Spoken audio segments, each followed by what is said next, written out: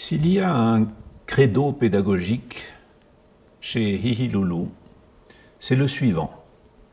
À langue particulière, pédagogie particulière.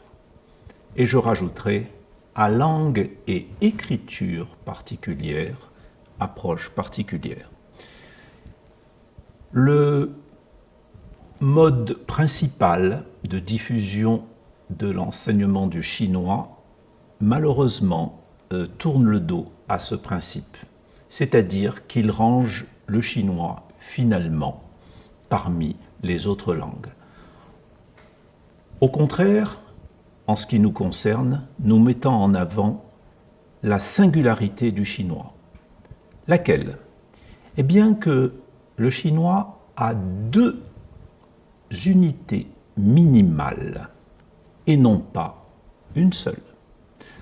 L'unité minimale de l'anglais, du français, de l'espagnol, de l'arabe, c'est le mot. En deçà du mot, il n'y a pas d'unité pédagogique minimale. Et en chinois, eh bien en chinois, il y en a deux. Et méconnaître ce point-là conduit à un enseignement inefficace du chinois.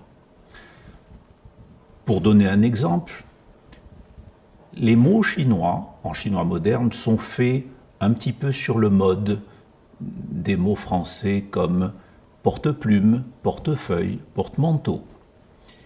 Et donc, en chinois, c'est le cas de la grande majorité des mots. Le mot ordinateur est fait de deux unités de sens. L'unité de sens qui veut dire cerveau et celle qui veut dire l'éclair. L'éclair, c'est électrique, électronique. Eh bien, il convient de regarder le chinois tel qu'il est fait. C'est ce que nous appelons le dualisme, l'approche dualiste de l'enseignement du chinois. Reconnaître les caractères comme unité minimale du chinois et bien sûr lui appliquer les principes éternels de toute bonne pédagogie, c'est-à-dire la fréquence.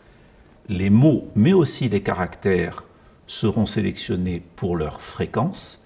Les mots mais aussi les caractères seront l'objet d'une attention particulière en termes de réutilisation, de réemploi, ce qu'on appelle la récurrence.